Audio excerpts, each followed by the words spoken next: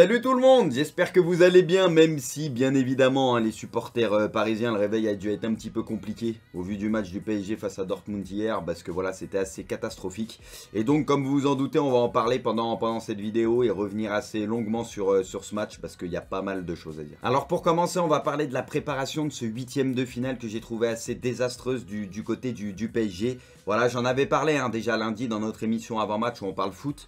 J'avais un petit peu changé d'avis parce qu'il y a de ça environ 2 mois, je pensais que le PSG allait se qualifier plutôt tranquillement. Mais il y a beaucoup de choses qui m'ont pas plu ces derniers temps et donc j'en parlais justement dans avant-match. La gestion du PSG, pour moi, c'est catastrophique. Je dis pas qu'ils vont sauter contre Dortmund, mais je pense qu'ils... Catastrophique, pourquoi? Dans quel sens? Elle est catastrophique. Dans quel sens? Quand je vois Liverpool et Dortmund, ils jouent 3-4 jours avant, ils mettent leur équipe type. Ils gardent leurs mecs tout le temps en rythme Paris. Un mois avant, ça commence à bégayer. Oh, on va commencer à pas faire jouer les mecs. Neymar, il a fait un anniversaire, on l'a pas revu. Je suis désolé, pour moi, il n'a pas de blessure. Pour moi, c'est juste, ils ont précaution. Faut qu'il soit là. Donc, faut pas le faire jouer. Pour moi, ça, c'est une erreur. Et j'ai l'impression que beaucoup de joueurs, c'est ça. Là, tout le monde est dispo demain, comme c'était prévu. Il y en a plein, ils disaient, oh, les blessures comme par hasard. Tout le monde est blessé. Personne peut. Il n'y a plus un joueur qui peut jouer depuis 15 jours, 3 semaines. Et là, le match de Ligue des Champions, tout le monde est dans le groupe. Moi, je suis désolé. Ok, ça parle de la peur, machin truc. Mais la gestion, je la comprends pas. Tous les grands clubs, ils font jouer leurs équipes. Tu les vois faire tourner autant leurs effectifs. Ça te trouve des prétextes, oui, blessures, ceci, cela. Non, faut arrêter. Il y en a quelques-uns comme Marquinhos et tout, ok, pas de souci. Mais je pense qu'il y a beaucoup de chiquets en mode on veut absolument qu'il soit là, on va pas risquer la blessure. Et pour moi, c'est une grosse erreur, ça. Voilà. Moi, je pense qu'au niveau de l'impact physique et de l'intensité, ils vont morfler au début à Dortmund. Ça, ouais. Parce que là, avec la préparation et Thiago Silva à la rue, Marquinhos qui revient, les latéraux qui je suis pas très convaincu de moment. Moi, honnêtement, autant au début, j'étais catégorique comme toi. Là, vu ce que le PSG fait depuis quelques temps, je pense que l'aller peut être très compliqué finalement. Et donc Neymar a confirmé ça après le match, puisqu'il l'a dit qu'il était prêt à jouer et que lui voulait jouer les derniers matchs pour se remettre en jambes, dans le rythme, etc. Mais que c'était un choix du club, tout simplement de le préserver pour pas risquer la blessure. Bon, franchement, je comprends toujours pas cette philosophie, mais bon, c'est comme ça. Qu'est-ce que vous voulez que je vous dise? Autre chose que j'ai toujours pas compris, c'est la non-présence dans le groupe de Paredes. Alors à ce jour, je sais toujours pas s'il y a une petite blessure ou non, mais selon la presse spécialisée, apparemment, il n'y a pas de blessure, c'est juste un choix de Tourelle. Mais voilà, quand tu vois que dans le groupe, il y a Herrera ou il y a Draxler, même si bon, c'est un rôle quand même différent, bah... T'as du mal à comprendre, parce que pour le coup, Paredes, autant on pouvait le critiquer il y a de ça quelques temps, mais justement, depuis quelques semaines, voire quelques mois, il est plutôt intéressant, il fait son boulot, il est plutôt bon. Donc c'est assez inexplicable de ne pas le prendre, surtout qu'il aurait pu servir quand tu vois le match d'hier. On va maintenant parler un petit peu de la compo. Bon, moi, Tourelle, vous savez ce que j'en pense, ça fait un petit moment, je trouve qu'il a perdu le fil. Depuis Manchester, il s'est perdu. Voilà. Tu le sens très bien, il est dépassé, enfin c'est mon ressenti. Moi je comprends pas grand chose, sa gestion, comment il fait tourner ses joueurs, etc. Là il décide de mettre un 3-4-3. Voilà, pour moi Mbappé aussi, c'est pas un 9. Mbappé, on sait qu'il réclame le poste de numéro 9, etc. Bon là c'est un choix aussi de Tourelle, mais pour moi Mbappé c'est pas un 9. C'est pas un 9. Mbappé, sa plus grande force c'est la vitesse. Voilà, et c'est pas quelque chose de péjoratif.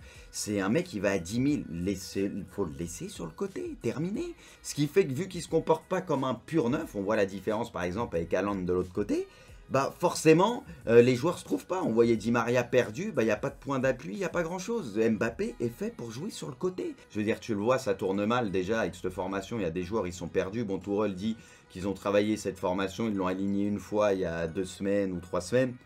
Mais il faut arrêter ça aussi, les joueurs ils sont perdus, ils n'ont pas l'habitude de jouer avec cette formation. Qu'est-ce que tu mets cette formation dans un huitième de finale de LDC? J'ai du mal à piger ça, quoi. Encore si c'est quelque chose qui est travaillé vraiment beaucoup et qui a fonctionné par le passé, ok, mais là c'est pas le cas, donc tu comprends pas. Et donc on en vient au match, et comme prévu, Dortmund met une énorme pression et surdomine le PSG au niveau de l'intensité, mais ça c'était attendu. On sait que du côté du PSG, il y avait beaucoup de joueurs qui revenaient de blessures, d'autres qui étaient ménagés alors qu'ils étaient plus ou moins aptes. On le sait, on parlait de Neymar, etc. Donc voilà, on savait qu'à ce niveau-là, Dortmund y allait avoir du répondant et qu'ils sont capables de redoubler les efforts et qu'ils allaient sûrement dominer le PSG à ce niveau-là en tout cas. Parce que voilà, pour toutes les raisons qu'on a évoquées juste avant, donc ça pour le coup c'est pas très surprenant. On a donc un PSG assez inoffensif en première mi-temps, quasi aucune occasion franche. Et du coup, on a Dortmund qui domine, mais à chaque fois, il manque ce petit truc au niveau de la finition pour faire la différence. Voilà, et ça, cette différence, justement, elle va arriver en deuxième mi-temps avec cette ouverture du score de Hollande, plutôt méritée, parce que voilà, très généreux, Hollande. Et moi, je sais pas pour vous, bon, rien à voir, mais il me fait penser un petit peu à Landers dans Olive et Tom. Voilà, à Yuga, parce que des fois, tu le vois, il pousse un peu la balle. Il y a un ou deux joueurs du PSG devant, il s'en bat les couilles. Il pousse un peu la balle, il dégomme tout le monde, il met des coups de physique et tu sais, il s'en sort avec la balle. Enfin, il est incroyable, là, il est en train de confirmer. Voilà, il est très jeune, le mec, c'est but sur but en LDC, là, il confirme contre le PSG. Tu peux l'envoyer au casse-pipe, même si au début du match, Thiago Silva était plutôt là, il arrivait à le maîtriser notamment, mais par la suite, il a pris le dessus sur toute la défense du PSG. C'est assez incroyable, tu peux l'envoyer au casse-pipe, on sait que dans le domaine aérien, physiquement, même techniquement, sur les contrôles de balles, etc., c'est solide au niveau de ses frappes aussi. On peut dire que c'est très souvent cadré, très souvent dangereux, quoi. Il n'y a pas de déchets, donc au niveau de la prise de décision, c'est très fort. Mais voilà, bah, juste incroyable Haaland, et donc à cette ouverture du score, oui, il est là un petit peu en renard, il va pousser le ballon dans le but pied droit. Ouverture du score, bien évidemment, très logique, on la sentait un petit peu venir. Voilà, donc là, à ce moment-là, tu te dis pour le PSG que ça risque d'être compliqué parce que, voilà, on est plus proche à ce moment-là du 2-0 que du 1 partout.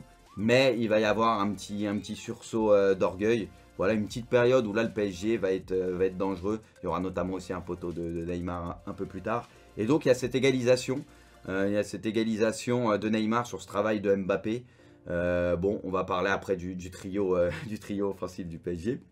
Mais donc cette égalisation, voilà Mbappé qui arrive à passer entre les défenseurs de Dortmund avec notamment Zagadou qui faisait un bon match mais qui là pour le coup se trouve assez fautif je trouve parce qu'il jette un peu bêtement. Mais jusque là il avait fait un bon match, hein. C'est vraiment la seule chose mais ça coûte un but.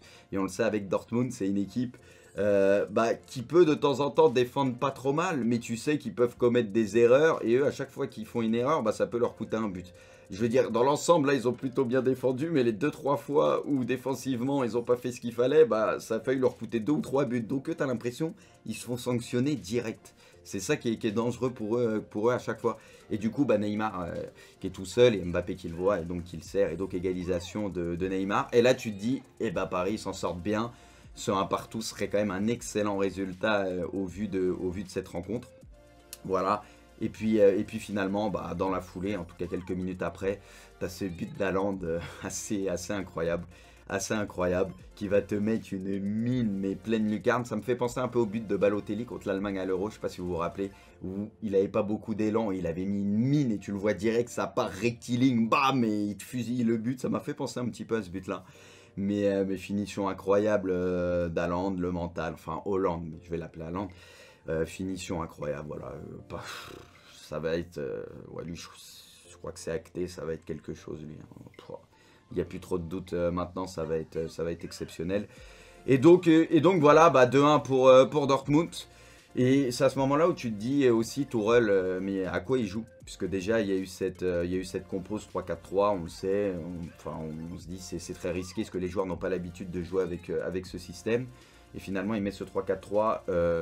Il fait rentrer seulement Sarabia, seulement un changement, alors qu'il y a énormément de choses qui allaient pas durant cette rencontre. Et je pense que c'était criant à un moment que les changements pouvaient faire la différence. Mais pourquoi tu fais pas rentrer au moins Icardi? Voilà, Cavani, on l'a compris, il est au placard depuis un moment, il joue très peu, etc. Mais au moins faire rentrer Icardi, qui se comportera comme un vrai neuf. Voilà, tu remets ton Mbappé sur le côté, et je pense que déjà, ça aurait pu faire autre chose. Parce que là, ça n'a pas de sens. On sentait qu'il n'y avait pas de lien, ils étaient un petit peu perdus les joueurs, il ne se passait rien. Et le coaching de Tourelle, il est catastrophique à tous les niveaux, quoi. Tu ne comprends rien, je pense que les joueurs, ils comprennent même pas. Ils comprennent même pas. Et donc, voilà, il y a ce deuxième but d'Haaland. Finalement, cette rencontre qui se termine donc à 2-1, qui est plutôt, on en parle un petit peu plus tard, je pense un bon résultat pour le PSG au vu de cette rencontre encore une fois, parce que c'était assez catastrophique. Si ça finit à 2-0, c'est pas un scandale. Même 3-0, je pense que personne n'aurait dit grand-chose. Mais voilà, 2-0, je pense que c'était le résultat au final qui aurait peut-être... ou 3-1, 2-0 ou 3, enfin 2 buts d'écart. Au vu de cette rencontre, c'est peut-être ce que Dortmund méritait. Mais au final, le PSG s'en sort bien et tant mieux. Au moins, ils sont encore en vie pour le match retour. On va maintenant parler un petit peu des tops et flops de chaque équipe. On va commencer par le PSG. Alors, au niveau des tops, bien évidemment, il y a Marco Verratti. Voilà, ça a été le meilleur joueur parisien. Je pense que ça, il n'y a pas trop de doute là-dessus. C'est juste dommage qu'ils prennent un jaune un petit peu bête, qui va le priver en plus du match retour. Donc ça, c'est assez dommage. Mais on le sait, Verratti, il aime parler avec l'arbitre. C'est malheureux. Donc voilà, il sera suspendu. Il va énormément manquer, ce qu'on le voit. Hein, il est précieux, il récupère énormément de ballons, très intelligent. Combien de fois il est venu gratter des ballons dans la surface ou aux abords de la surface. Voilà, défensivement, il a été très intelligent. Et sans Verratti au match retour, pour le coup, ça va être un petit peu plus compliqué parce que c'est clairement le meilleur milieu de terrain de cette équipe et c'est l'un des cerveaux, c'est celui aussi qui fait le lien entre la défense et l'attaque. Voilà, c'est un joueur, on le sait, qui s'affole pas avec le ballon et donc il te rassure, donc c'est important.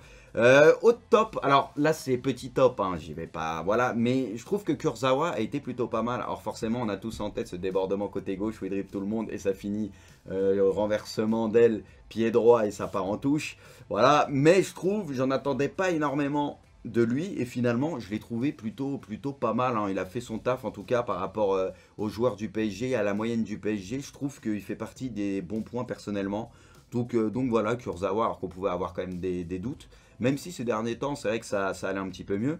Donc voilà, je l'ai pas trouvé mal. Après, sincèrement, j'ai pas d'autres top. Il y aura des flops, mais j'ai pas d'autres top pour le PSG. J'ai pensé, mais c'est dur parce que Navas, il prend 2 buts, mais je trouve que voilà, il a fait quand même son taf sur les buts. Il peut pas faire grand chose. Alors je sais pas si c'est suffisant pour le mettre en top, mais voilà. Je veux dire par là que si tu as un autre gardien au PSG, l'un des gardiens par exemple de ces dernières années, peut-être que ce soir tu prends un but de plus.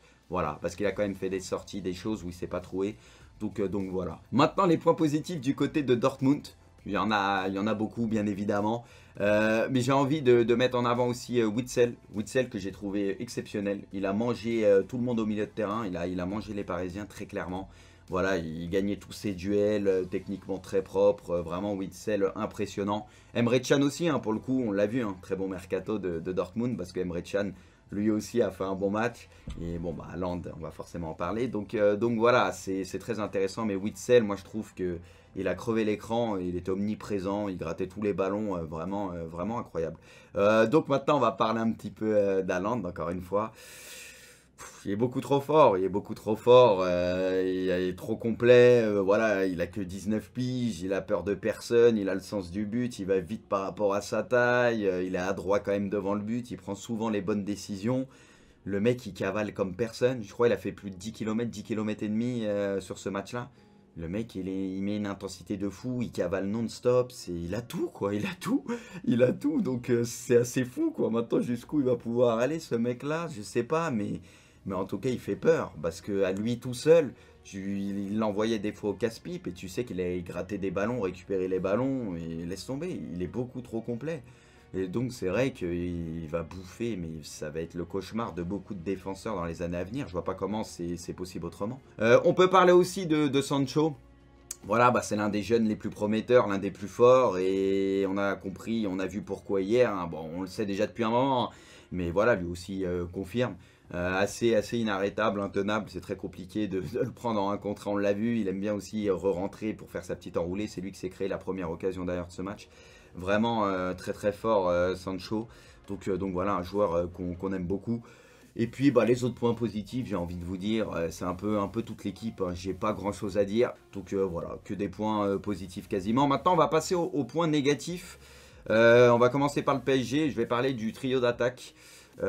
Trio d'attaque, alors oui, on parle des 4 fantastiques. Bon, là, il y en avait que 3. Mais sincèrement, bon, on l'a vu, Neymar qui était en méforme. Voilà, t'as l'impression qu'il avait repris un peu du poids. Il était pas en jambes. Bon, ça, on l'a dit plusieurs fois.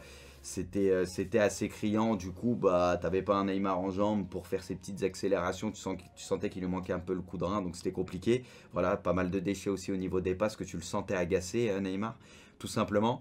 Mbappé en pointe, bah moi je le disais aussi, Mbappé pour moi c'est tout sauf un neuf, donc je comprends pas les choix de Tourelle de la ligne en neuf, je comprends pas Mbappé qui réclame ce poste aussi depuis un moment, parce que pour moi sa plus grande force ça reste sa vitesse, et pour moi il est fait pour jouer sur le côté, voilà, pour faire des différences et faire parler sa vitesse, que quand tu as une défense, et pour le coup la Dortmund ils étaient plutôt en place défensivement, plutôt regroupés, et donc quand tu as ça, bah, tu sais qu'Mbappé va pas pouvoir te faire de diff par la vitesse dans l'axe, pour moi donc il est plus précieux sur le côté. Voilà, et donc de ce fait, bah, Di Maria, il n'y avait pas de point d'appui parce qu'il n'y avait pas de vrai neuf, vu qu'Mbappé ne se comporte pas comme un vrai neuf, tu vois, c'est normal aussi, parce qu'il n'a pas tous ses repères, etc. Et pour moi, de toute façon, il n'est pas fait pour jouer numéro 9, il peut dépanner, mais c'est pas son meilleur poste. Et du coup, bah, Di Maria, etc., tu sentais que ça avait du mal à combiner, quoi. Il y avait quelque chose qui n'allait pas en attaque. Donc voilà, le trio d'attaque. Vraiment pas fou, mais pour le coup c'est aussi un peu la faute de Tourelle et de son système et des choix, etc. Donc voilà, c'est un peu lié. Point négatif, Tourelle bien évidemment, parce que coaching catastrophique, on n'y comprend rien. Il essaye même pas de changer les choses alors qu'il voit que ça va pas du tout justement. Donc Tourelle, tu le sens perdu par moment. Et moi déjà j'avais lâché l'affaire avec lui contre Manchester. Ses discours après, sa gestion, etc. Ses choix, il y avait des choses déjà j'avais pas compris. Et je comprends toujours pas. Alors voilà, moi je suis pas entraîneur, c'est Tourelle l'entraîneur. Mais je suis désolé, il y a des choses, ça me paraît assez criant.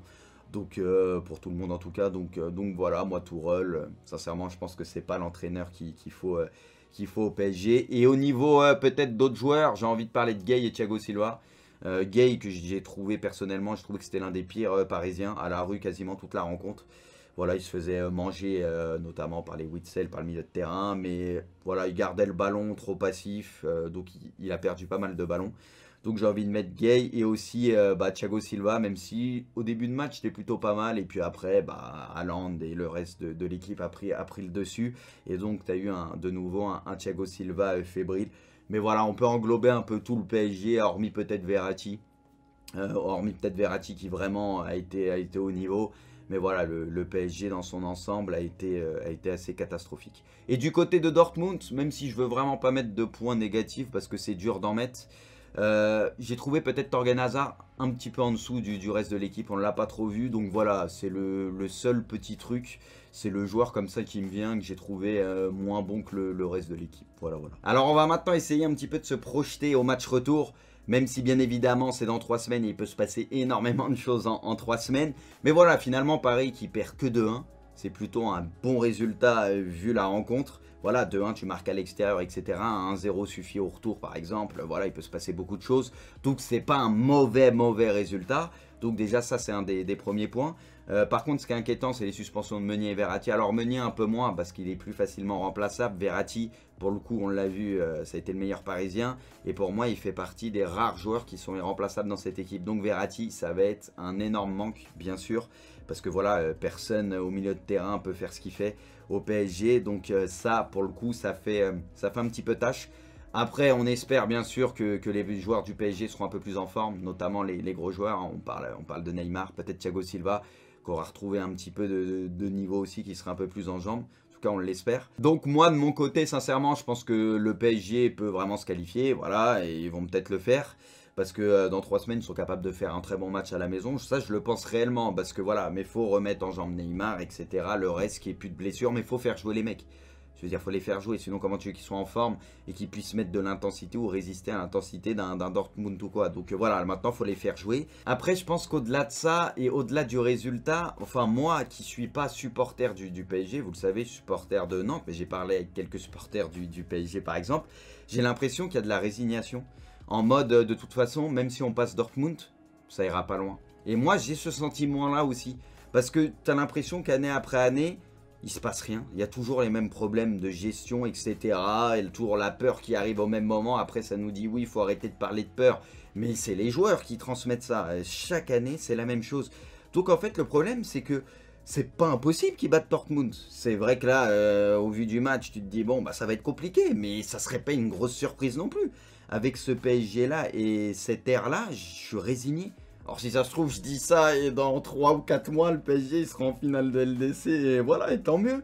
Mais je sais pas, au vu de ce match, j'ai du mal à l'imaginer. Je me dis que c'est pas possible en fait. Il manque trop de choses à cette équipe. C'est ça le pire en fait. C'est pour ça que c'est même pas que le résultat, parce que c'est qu'un 2-1 à l'extérieur. Mais c'est plus au niveau du contenu et tout ce qui va pas derrière, etc. Où tu te dis, ouais, de toute façon, on s'y attendait. Tu vois, c'était sûr. C'est surtout ça le problème. Donc voilà, honnêtement, j'attends de voir. J'enterre pas le PSG, en tout cas pour ce 8e de finale, parce que je pense qu'ils peuvent se qualifier réellement. Voilà, dans 3 semaines, il y aura pas mal de choses qui auront changé. Mais le truc, c'est que, comme je disais, j'ai du mal à les imaginer faire un très beau parcours en LDC. Bon, pour terminer, on va parler un petit peu de l'autre affiche. Hein. C'était donc Atlético face à Liverpool, le tenant du titre. Alors moi personnellement je voyais un match nul, je voyais pas Liverpool gagner là-bas, donc je l'avais dit pareil dans avant-match, je voyais nul ou victoire de l'Atlético d'un but. Tu parles un petit peu vite fait des matchs ? Ouais, tu peux. Non, mais Atlético-Liverpool, comme j'avais dit, je pense que Liverpool fera la diff au retour, mais pas chez eux. Enfin, pas à l'Atlético. Ça sera compliqué là-bas, à mon avis.